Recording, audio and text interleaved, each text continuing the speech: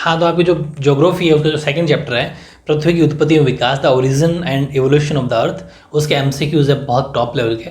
बिल्कुल अच्छे से आपको करना है, साथ के साथ आपको आंसर तो मिल ही रहे हैं। पहले आपको कुछ इसके वीडियो को पॉज करके खुद आंसर दो, उसके बाद आंसर चेक कर लो और कमेंट करके ज़रूर बताना कि आपके मार्क्स कितना है। फर्स्ट क्वेश्चन है, निम्नलिखित में से कौन सी संख्या पृथ्वी की आयु को प्रदर्शित करती है? बहुत ही बढ़िया क्वेश्चन है, ध्यान रखना, छोटी मोटी वैल्यू है, अच्छे से याद रखना। बिलियन, मिलियन, लाख, इनमें बहुत ज़्यादा डिफरेंस हो जाएगा, वैल्यू सेम होती है, अच्छे से याद करना। Which one of the following figures represents the age of the earth? Option 4 है 46 लाख वर्ष यानी कि 4.6 मिलियन ईयर्स। इंग्लिश और हिंदी में अलग अलग लिखा जाता है कभी भी, मोस्टली ध्यान रखना। सेकंड है 4600 करोड़ वर्ष यानी कि 4.6 बिलियन ईयर्स, या फिर 13.7 अरब वर्ष यानी कि 13.7 बिलियन ईयर्स, या फिर 13.7 खरब वर्ष यानी कि 13.7 ट्रिलियन ईयर्स। 4 ऑप्शन आपके सामने थे, आई थिंक सबने आंसर ठीक दिया होगा। 4.6 बिलियन ईयर्स यानी कि 4600 करोड़ वर्ष यानी कि b is the right answer पहले में, ठीक है। सेकंड, निम्न में से कौन सी अवधि सबसे लंबी है? यानी कि which one of the following has the largest duration, ठीक है, मतलब सबसे लंबी अवधि को क्या कहा जाता है? ऑप्शन 4 हैं ईओन, ईओन्स बोल दो, चाहे ईओन्स बोल दो, इंग्लिश में EONS है, महाकल्प एरा, या फिर कल्प पीरियड, या फिर योग यानी एपोच। 4 ऑप्शन आपके सामने हैं और आई थिंक सबका आंसर ठीक आया होगा। सबसे लंबी अवधि को ईओन यानी कि A is the right answer. Question number 3 आपका, निम्न में से कौन सा तत्व वर्तमान वायुमंडल के निर्माण में संशोधन में सहायक नहीं है? क्या पूछा? नहीं है, यानी कि which one of the following is not related to the formation या फिर modification of the present atmosphere. Option 4 हैं सौर भवन यानी कि सोलर विंड्स, सेकंड है गैस उत्सर्जन यानी कि डिगैसिंग, या फिर विभेदन यानी डिफरेंशिएशन, या फिर प्रकाश संश्लेषण यानी फोटोसिंथेसिस। 4 ऑप्शन आपके सामने थे और आई थिंक सबका आंसर ठीक आया होगा। सौर भवन, इनका बिल्कुल भी अपने उससे मतलब नहीं है, solar winds is the right answer. Question number 4 है, निम्नलिखित में से भीतरी ग्रह कौन से हैं? बहुत अच्छे से करवा दिया आपको, भीतरी ग्रह, ठीक है, यानी कि which one of the following represent the inner planet. Option 4 है पृथ्वी व सूर्य के बीच पाए जाने वाले ग्रह यानी कि planets between the sun and the earth, या फिर सूर्य व क्षुद्र ग्रहों की पट्टी के बीच में पाए जाने वाले ग्रह यानी कि planets between the sun and the belt of asteroids, या फिर तीसरा है सी जो है वह ग्रह जो गैसीय हैं, इन प्लैनेट्स इन गैसियस स्टेट, या फिर बिना उपग्रह वाले ग्रह, ठीक है, प्लैनेट विदाउट सैटेलाइट, जो उपग्रह नहीं है, सैटेलाइट बोल दो, सैटेलाइट्स बोल दो। 4 ऑप्शन आपके सामने थे और आई थिंक सबका आंसर ठीक आया होगा। B is the right answer, सूर्य व क्षुद्र ग्रहों की पट्टी के बीच पाए जाने वाले ग्रह यानी कि planets between the sun and the belt of asteroids, ठीक है। ऐसे ही क्वेश्चन नंबर 5 देखो, पृथ्वी पर जीवन निम्नलिखित में से लगभग कितने वर्षों पहले आरंभ हुआ था? यानी कि life on the earth appeared around how many years before the present? Option 4 है 13.7 बिलियन यानी कि 1 अरब 37 करोड़ वर्ष पहले, या फिर 4.6 बिलियन यानी कि 460 करोड़ वर्ष पहले, या फिर 3.8 बिलियन यानी कि 38 लाख वर्ष पहले, या फिर चौथा है 3.8 बिलियन यानी कि 3 अरब 80 करोड़ वर्ष पहले। इनमें से आपको ऑप्शन में से आंसर देना था और आई थिंक सबका आंसर ठीक आया होगा। D is the right answer, D 3.8 billion यानी कि 3 अरब 80 करोड़ वर्ष पहले, ठीक है। क्वेश्चन नंबर 6 देखो, निहारिका परिकल्पना के प्रतिपादक हैं, ठीक है, नेबुला हाइपोथेसिस इस एक्सपोनेंट। आपको निहारिका परिकल्पना के बारे में बताना था, वो किन्होंने दी थी? ऑप्शन 4 है कांट, या जेम्स जीन्स, या फिर लाप्लेस, या फिर हैरोल्ड जेफरी, ठीक है। 4 ऑप्शन में से आई थिंक सबका आंसर ठीक आया होगा। निहारिका यानी कि नेबुला वो दिया था लाप्लेस ने, C is the right answer. Question 7, big bang सिद्धांत के प्रतिपादक यानी कि जो बिग बैंग थ्योरी है वो किसने दी थी? तो big bang theory is the exponent. तो ऑप्शन 4 है ऑटो शिम्ड, ठीक है, स्पेलिंग इंग्लिश में अलग रहेगी, SCHMID रहेगी, और एडविन हब्बल, या फिर कार्ल वाइजास्कर, या फिर कांट। 4 ऑप्शन आपके सामने है और आई थिंक सबका आंसर ठीक आया होगा, एडविन हब्बल 7वें के अंदर आंसर हो जाएगा, ठीक है, big bang theory. Question number 8वां, निम्न में से कौन सा बाह्य ग्रह है? Which of the following is a outer planet? अभी मैंने इनर पढ़ा था, अब आउटर की बात कर रहे हैं। ऑप्शन 4 है नेपच्यून, पृथ्वी यानी कि अर्थ, यूरेनस, या फिर बुध, मरकरी। ऑप्शन 4 है आपके सामने और आई थिंक सबका आंसर ठीक आया होगा। इसने पूछा बाह्य ग्रह, ऑप्शन के according Neptune, A is the right answer. Question number 9 है, निम्न में से कौन सा भीतरी ग्रह है? ठीक है, विच one of the following is an inner planet? Brihaspati यानी कि जुपिटर, शनि यानी कि सैटर्न, यूरेनस, या फिर बुध, मरकरी। ये ऑप्शन में सब ठीक आया होगा। बुध यानी कि मरकरी। क्वेश्चन नंबर 10वां देखो, स्थिर अवस्था संकल्पना किसने दी थी? मैंने आपको कहा था अंडरलाइन करके ये क्वेश्चन आ सकता है। तो who gave the steady state concept? Option 4 है लाप्लेस, एडविन हब्बल, हॉयल या फिर कांट। ठीक है, तो सबका आंसर ठीक आया होगा। स्थिर अवस्था संकल्पना हॉयल ने दी थी। C is the right answer. Question number 11वां, प्रकाश वर्ष का संबंध किससे है? यानी कि what is the light related to? Option 4 है समय से यानी टाइम से, दूरी से डिस्टेंस से, प्रकाश से यानी लाइट से, या फिर गहराई यानी गहराई मान लो, चाहे डेप्थ मान लो, चाहे हाइट मान लो, वो बताना है। तो सबको पता है प्रकाश वर्ष डिस्टेंस को बताता है यानी कि दूरी को। B is the right answer.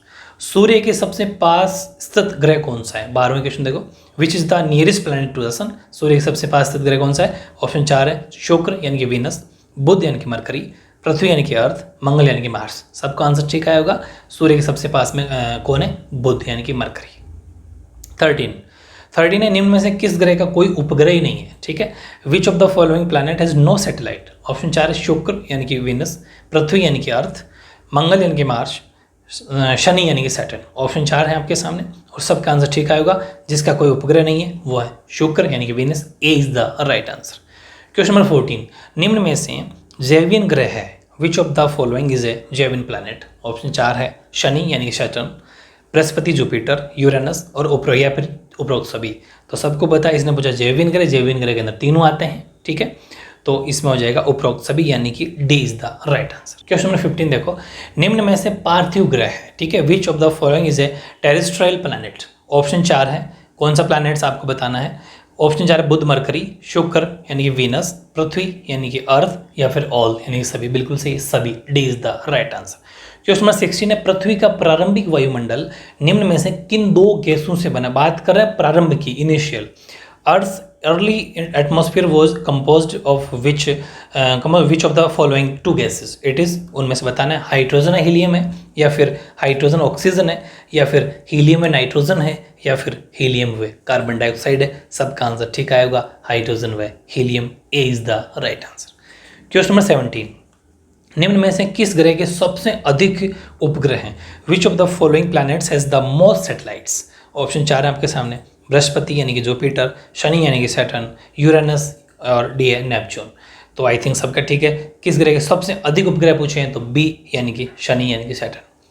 Question 18, सौर मंडल में ग्रहों की संख्या आपको बतानी है, यानी कि there are numbers of planet in the solar system. Option 4 है 8 हैं, या फिर 9 हैं, या फिर 10 हैं, या फिर 11 हैं। सबको पता है 8 है। A is the right answer. Question number 20, आधुनिक समय में ब्रह्मांड की उत्पत्ति संबंधी सर्वमान्य सिद्धांत कौन सा है? ठीक है, in modern times there is a universal theory regarding the origin of the universe. Option 4 है बिग बैंग है क्या, या फिर निहारिका है, नेबुला, या फिर ए और बी दोनों सही है, या फिर इनमें से कोई नहीं। सबको पता है आप बिग बैंग थ्योरी सबसे ज़्यादा मानी गई है। A is the right answer. 21, प्रकाश की गति कितनी होती है? What is the speed of light? 4 lakh kilometre पर सेकंड, या फिर 3 लाख किलोमीटर पर सेकंड, या फिर 2 लाख किलोमीटर पर सेकंड, या फिर 1 लाख किलोमीटर पर सेकंड। सबको पता है प्रकाश की गति speed of light 3 lakh kilometre पर सेकंड, यानी कि b is the right answer. Question 22, पृथ्वी की उत्पत्ति से संबंधित प्रारंभिक मत देने वाले विद्वान कौन से थे? प्रारंभिक, ठीक है, वो who was the scholar who gave the initial opinion regarding the origin of the earth? Option 4 है कार्ल वाइजास्कर, या फिर ओटो शिम्ड, या फिर कांट, या फिर डी है लाप्लेस। सबको पता है पृथ्वी की उत्पत्ति संबंधी सबसे पहले इनिशियल वो थे कांट, यानी कि C is the right answer. Question number 23 देखो, सौरमंडल का जनक किसे माना जाता है या माना गया है? Who is considered the father of the solar system? Option 4 Niharika को, यानी कि नेबुला, बिग बैंग, या फिर दोनों, बोथ एंड बी, या फिर नन ऑफ दीज। सबको पता है सौरमंडल का जनक निहारिका यानी कि nebula. A is the right answer. Question number 24, वर्तमान वायुमंडल में कौन सी गैसों की अधिकता है? ज़्यादा गैसें कौन सी है? ठीक है, वायुमंडल में विच गैस आर इन अबुंडेंस, वो एन ऊपर लिखा हुआ है, ABUNDANC, in the present atmosphere. Option 4 hydrogen व ऑक्सीजन, नाइट्रोजन व ऑक्सीजन, नाइट्रोजन व कार्बन डाइऑक्साइड, या फिर CO2, या फिर नन ऑफ दिस। ठीक है, इनमें से कोई नहीं। सबको पता है सबसे ज़्यादा अभी जो हाल फिलहाल में एटमॉस्फेयर में नाइट्रोजन और ऑक्सीजन, यानी कि b is the right answer. Question 25, निहारिका परिकल्पना में जो संशोधन किया था वो कौन थे? वो change in nebula hypothesis. Option 4 है कांट, लाप्लेस, ओटो शिम्ड, या फिर कार्ल वाइजास्कर, या फिर सी व डी दोनों। ऑप्शन 5 है इसके अंदर। इसका मतलब 5 ऑप्शन आपको वैसे थोड़ी थोड़ी हिंट दे रहा होगा कि 5 ऑप्शन देने की क्या जरूरत थी, लेकिन हाँ ठीक है, इसमें आंसर तैयार हो जाएगा। तो निहारिका परिकल्पना ने नेबुला के अंदर चेंजेस जो किया था वो किया था आपके ओटो शिम्ड ने भी किया था और कार्ल वाइजास्कर ने भी किया था, यानी कि सी और डी दोनों आंसर सही है, मतलब E is the right answer. ठीक है, और अब जो क्वेश्चन मैं ले रहा हूँ 26 से लेकर 30 तक, बहुत बढ़िया क्वेश्चन है। मैच द फॉलोइंग, मिलान आपको करना है।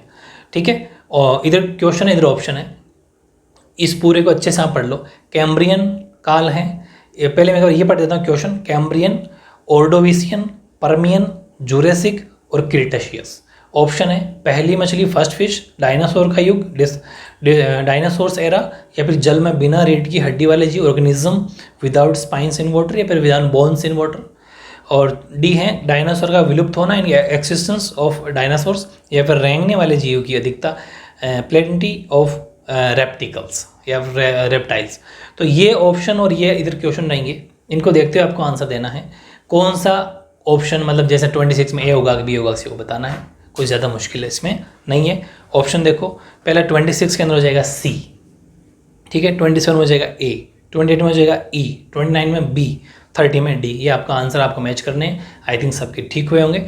तो इस तरीके से वैसे ये जो लास्ट के 26 से 30 है, अगर ये याद नहीं तो रट लेना, याद कर लेना, क्योंकि काफ़ी फैक्चुअल जो क्वेश्चन आते हैं अगर फैक्ट वाले तो यहीं से बनेंगे, इसलिए इनको अच्छे से याद करना है। और इस तरीके से आई थिंक आपके 30 आउट ऑफ 30 आए होंगे, 25 जो भी आपके आए, 26, 28 जो भी आए, आपको कमेंट करके ज़रूर बताना है।